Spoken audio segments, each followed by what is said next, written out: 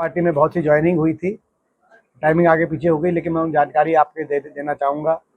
हमारे रामफल कोसलिया जी, जो कोसली से जजपा के प्रत्याशी भी रहे, उनके लगभग 20,000 वोट वहाँ से आए थे, और वो इनेलो और जजपा के जिलाध्यक्ष भी रहे, प्रदेश में उपाध्यक्ष भी रहे, जिलाध्यक्ष रेवाड़ी के, और काफ़ी बड़ा संगठन के उनके पद रहे उनके पास, प्रदेशों के कई प्रभारी भी रहे वो।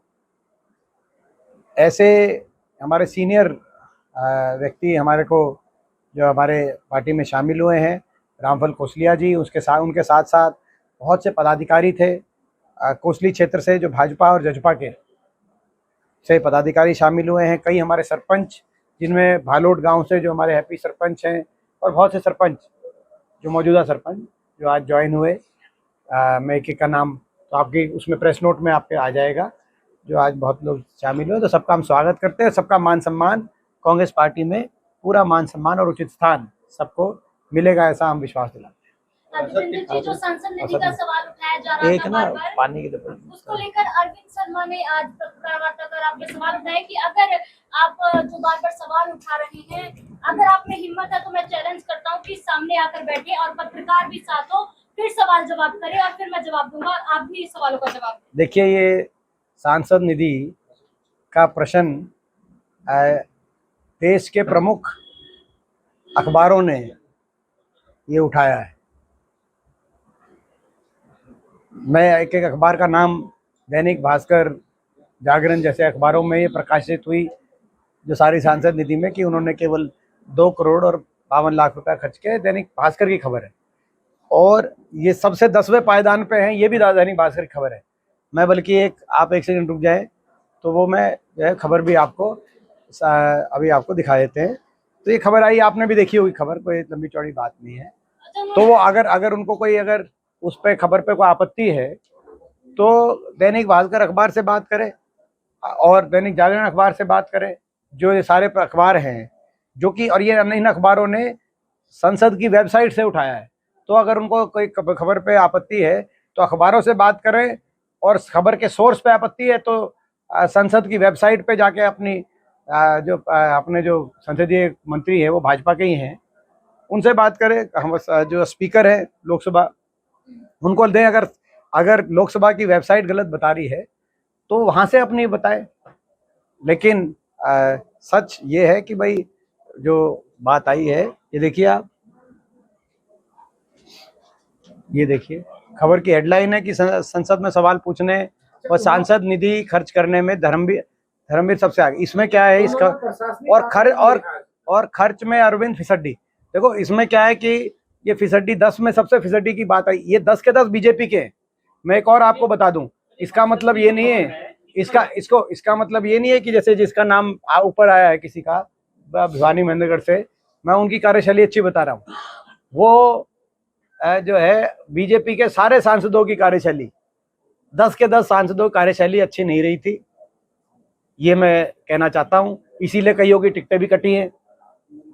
लेकिन उन 10 में भी सबसे पीछे इनकी कार्यशैली रही थी। ये वो अखबार बता रहे हैं जिन अखबारों पर जो है ये हमारी पार्टी के राष्ट्रीय स्तर के लोग ये कहते हैं कि ये अखबार बीजेपी का पक्ष लेते हैं। ऐसे अखबार ये सारे खबर आ रही है, तो आप देखें। तो ये अब अरविंद शर्मा जी ये कह रहे हैं कि 5 साल में हमने बहुत ज्यादा प्रोजेक्ट, एक वो जो मेरा वो एक और आपके पास आप सिर्फ 40,000 रुपए पेंडिंग है उनकी, ये ऐसा है उसमें। अब मैं पहले आप काम वाली बात आता हूँ। देखिए वो तो काम यहाँ पे 5 साल ऐसा है, जैसे मैंने कहा कि ये संसद की, ये मैं जवाब दे चुका हूँ। संसद की वेबसाइट में जाएं और संसद में आपने अगर ये आंकड़ों कमी है तो केवल उनके लिए क्यों कमी रही, बाकी भाजपा के एमपीओ के आंकड़े क्यों ठीक आ गए, ये तो संसद की वेबसाइट से जाके बात करें, वो संसद में जाके बात करें, और उन अखबारों से बात करें जो वेबसाइट से सारा अपना डिटेल लेकर जिन्होंने खबर छापी है, उनसे बात करें। लेकिन काम की बात उन्होंने अगर करी है आज, तो मैं उनका धन्यवाद करता हूँ, क्योंकि हम उन लगातार वो काम की बात नहीं कर रहे थे और हम ये कह रहे थे कि ये चुनाव काम के आधार पे होना चाहिए कि कब काम हुआ रोहतक में, किसने काम कराया, रोहतक के विकास का किसने काम कराया। और हम तो अपने कामों के आधार पर ही ये चुनाव लड़ रहे हैं। ये पैम्फलेट आप तक पहुंचा कि नहीं पहुंचा, इस पैम्फलेट में हमने दिखा हुआ है रोहतक लोकसभा में हमारे काम बनाम वर्तमान भाजपा सांसद के काम, और ये हम आप तक पहुंचा देंगे। मैं उदाहरण देना चाहता हूं, हम अपने काम के आधार पर चुनाव लड़ रहे हैं। जब हमारी सरकार थी तो 18 राष्ट्रीय स्तर के शिक्षा के संस्थान रोहतक में आए।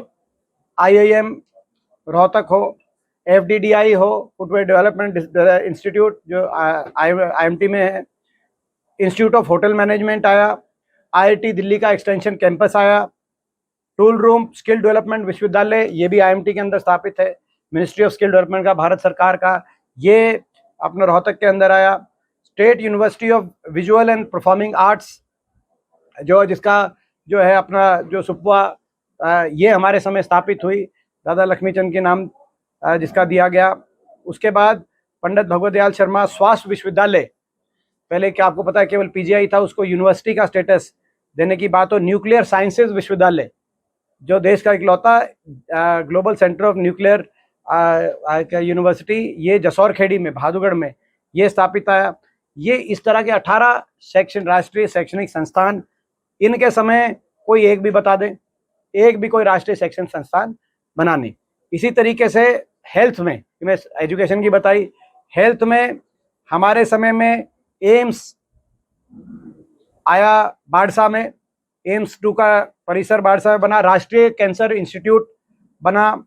हमारे समय के अंदर 68 नए अस्पताल PHC CHC ग्रामीण स्तर पे नए अस्पताल बने, 4 सुपर स्पेशलिटी अस्पताल बने और 1 हेल्थ यूनिवर्सिटी बनी। इसके अलावा एम्स 2 में बाड़सा के अंदर 10 राष्ट्रीय संस्थान मंजूर कराए भारत सरकार की कैबिनेट से हमने, जिसमें से एक तो बन गया था नेशनल कैंसर इंस्टीट्यूट, बाकी कोई आज तक बना नहीं। इनके समय कोई एक भी अस्पताल इन्होंने बनवाया हो तो उसकी जानकारी दें, ताकि हमें पता चले। अभी तक हमारी जानकारी में नहीं आया है कोई नया, कोई राष्ट्रीय कोई शिक्षा संस्थान कोई आया हो, कोई नया कोई अस्पताल आया हो। इसी तरीके से हमारे समय 2 थर्मल के कारखाने हमने स्थापित कराने का काम किया।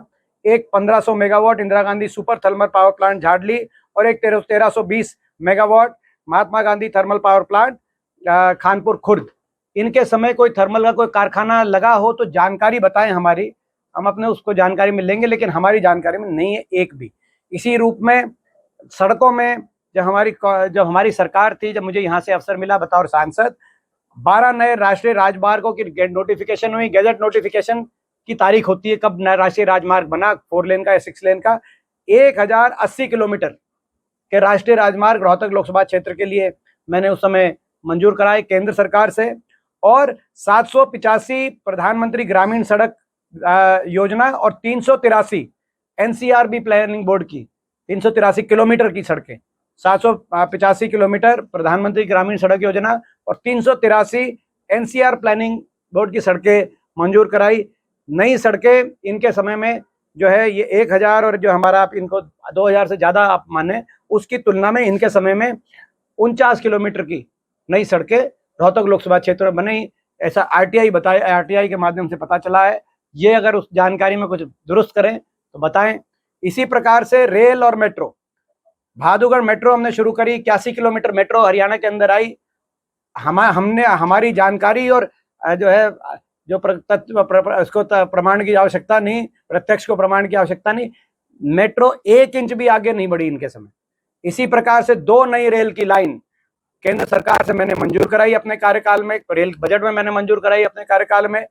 रोहतक झज्जर रेवाड़ी और रोहतक में हांसी, इनके समय एक नई कोई रेल की लाइन मंजूर करी हो उसकी जानकारी बताएं। इसी प्रकार से आपको याद होगा कि 3 नए औद्योगिक क्षेत्र IMT Rohtak, MET Jhajjar, Reliance SEZ जिसको कहा गया, और फुटवेयर पार्क बहादुरगढ़, 3 बड़े औद्योगिक क्षेत्र था। उसके साथ लगती सीमेंट की फैक्ट्रियां, 3 बड़े औद्योगिक क्षेत्र स्थापित किए गए और 30 से बड़े उद्योग हमारे रोहतक लोकसभा क्षेत्र में उन जो है 10 वर्षों के अंदर आए।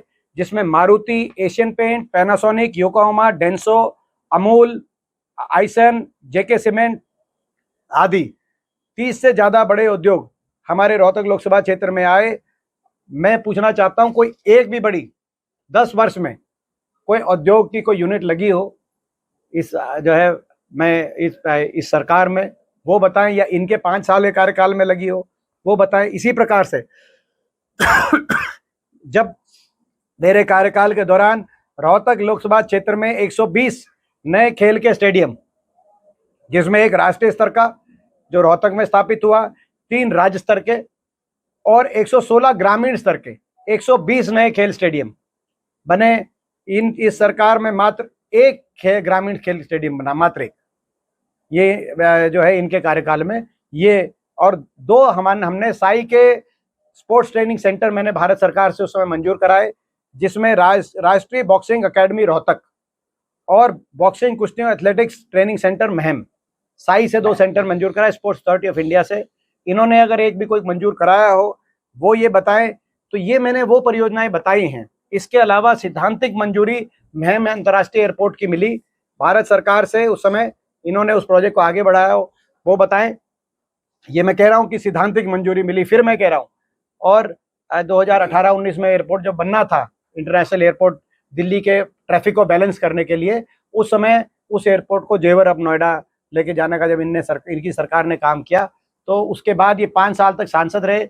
उन 5 साल में इन्होंने कभी संसद के अंदर ये आवाज़ उठाई हो, नया काम तो किया नहीं, लेकिन इन विषयों पे कोई बात उठाई हो तो वो जानकारी में लाए।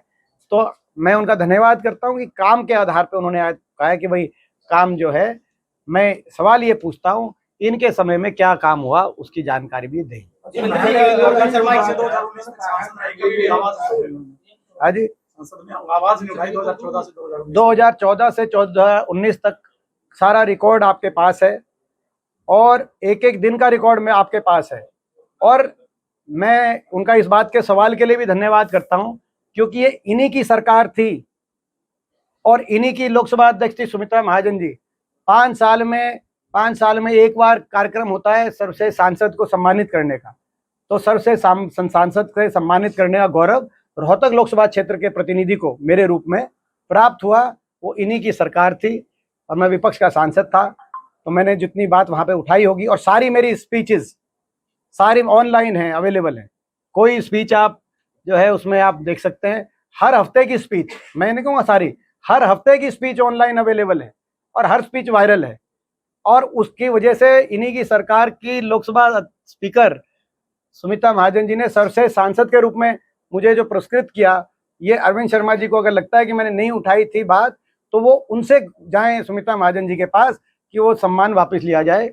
तो है, मैं समझता हूँ कि अगर उनको लगता है कि कहीं मैंने, तो ये मगर मैं उनका धन्यवाद करता हूँ, क्योंकि ये हमारा चुनाव सकारात्मक दिशा में जाना चाहिए। वो अपने काम बताएं, हम अपने काम बताएं, लोग उसके आधार पर चुनें कि कौन रोहतक के लिए ज़्यादा काम कर सकता है, किसने ज़्यादा किया है, और कौन ज़्यादा आगे आने वाले समय में कर सकता है, किसकी ज़्यादा रोहतक के लिए काम करने की क्या दृष्टि है, क्या दृष्टिकोण है। इस आधार पर मैं समझता हूँ ये फैसला जनता को करना चाहिए। आज उन्होंने इस रूप में अगर बात रखी है, तो मैं इस बात से जो है मैं समझता हूँ कि ये यही दिशा होनी चाहिए। जेजेपी पार्टी लगातार टूट रही है, उसका भविष्य जेजेपी पार्टी का तो मैंने पहले ही बता दिया था, आपको याद होगा। आज से 6 महीने पहले सिरसा में एक रैली करके मैंने कह दिया था जेजेपी पार्टी का राजनीतिक अस्तित्व हरियाणा में रहेगा नहीं, और मैंने कह दिया था कि जेजेपी की शायद किसी एक सीट से हरियाणा में जमानत बचेगी नहीं, क्योंकि उन्होंने जिस तरह का उनकी कार्यशैली रही है, जेजेपी पार्टी ने अपने मतदाता को से विश्वासघात किया। पिछली बार लोग सरकार बदलना चाहते थे हरियाणा में, पिछली बार ही लोग सरकार से दुखी थे, मगर जेजेपी पार्टी के हाथ में जब 10 सीट आई तो भाजपा के खिलाफ वो मतदान उन्होंने अपने पक्ष में कराया, कह के कि भाजपा को करो जमुना पार, और जाके बना दी बीजेपी की सरकार। उसी दिन से जेजेपी पार्टी के ही उल्टी गिनती शुरू हो गई थी।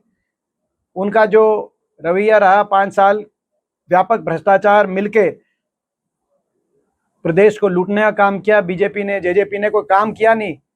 5100 की पेंशन का इन्होंने कहा इस पर समझौता हुआ, अगर समझौता होता तो 51 की पेंशन मिल जाती 5 साल में। लेकिन समझौता 51 की पेंशन का नहीं था, समझौता भ्रष्टाचार का था, अपनी भ्रष्टाचार की फाइलों को बंद कराने का था और प्रदेश को लूटने का समझौता था। इसीलिए ये बीजेपी और जेजेपी दोनों इसका परिणाम भुगतेंगी। जेजेपी पार्टी का तो जनाधार हरियाणा के अंदर मैं समझता हूँ इस चुनाव के बाद बचेगा नहीं। अच्छा दीपेंद्र जी, 152 डी की बात की, जारी- उन्होंने 152 डी बना है, दिल्ली से लेकर जो है आगे रोड बना है, उन्होंने कहा ये मेरे कार्यकाल में बना है। ये आप ये चेक कराओ कि 152 डी कब उसकी नोटिफिकेशन कब है, नोटिफिकेशन कब है, इस बात का भी मैं समझता हूं कि वो जिक्र करें। नोटिफिकेशन कब है, उसके बाद जमीन एक्वायर का प्रोसेस कब शुरू हुआ, ये जो नॉर्थ ईस्ट जो नॉर्थ साउथ जो कॉरिडोर पूरा ये बना, इसका कब जमीन एक्वायर का प्रोसेस शुरू हुआ, और उसके बाद हाँ ये कहीं कोई जो है प्रोजेक्ट के अंदर कहीं अगर टेंडर हो गया हो, नोटिफिकेशन हो गया हो, जमीन एक्वायर हो गई हो, तो उसकी प्रक्रिया आगे बढ़ाने का काम, ये मैं जरूर कहना चाहता हूं कि भाई उसको जाके इन्होंने रुकवाया नहीं। ये पिछली सरकार की नोटिफिकेशन है और पिछली सरकार में जमीन एक्वायर होगी, इसका काम रोक दो, ये उन्होंने रुकवाया नहीं। क्योंकि कई जगह तो ये भी रुकवाया, आपने देखा रोहतक का रेलवे बाईपास, तो यहाँ के जो है अपना स्थानीय भाजपा के नेताओं ने रेलवे बाईपास है तो काम ही रुकवा दिया और उसकी रूपरेखा बदल के अंदर से ले गए। तो ये मैं मानता हूँ कि जहाँ तक 152 डी की बात है, वो जो है उन्होंने उसको काम को रुकवाया नहीं, जो तो इस बात का ले तो इतनी बात तो मैं स्वीकार करता हूँ।